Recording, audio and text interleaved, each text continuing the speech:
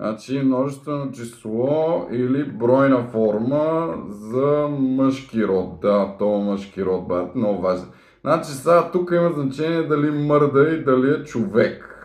Ако е човек, ако е като учител, значи петима учители, сума ти кметове, кметове звучи супер. Значи не 5 кмета, петима кметове. Супер, трима царе, двама полицаи и да, това да кажеш човека въобще не е естествено, бе. Какви са тия 5 човека? Не, така много хора ще излязат грамотни. Много по-добре. Какво беше? Петима души. Страхотно. Значи петима души, обаче десетки хора. Са, тук ще стане супер. Значи стана човек, души, хора. Ето перфектно.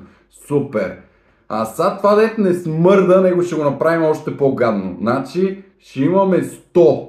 И ще стане 100 стола, 100 жирафа, слона, те не са точно живи, нали, някои хора ядат животни.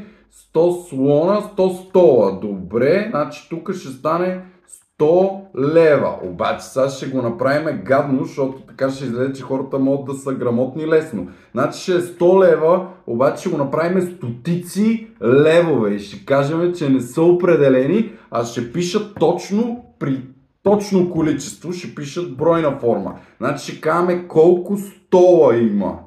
Колко стола, обаче колко, нали, няколко. Това няколко стола. Въпреки, че няколко излезе, че не са определени, обаче ще пишеме бройна форма, защото колко е като няколко. И гледай сега, само за нас ще го направим това. Значи чифт, значи 2 и дозина, значи 12. Това е точно количество. Чифт, чорапи. Така. Супер, не чифт чорапа, защото те са два. Ще кажем два чорапа, ама много по-добре да е чифт чорапи, нали, защото чифт не е като две, нали. Дозина по същия начин, супер стана, перфектно. И сега какво става? Да, цар. Значи цар, ако е шахматна фигура, ще са два царя, ако са личности, ще са царе, офицер по същия начин. Бомба, измислихме го.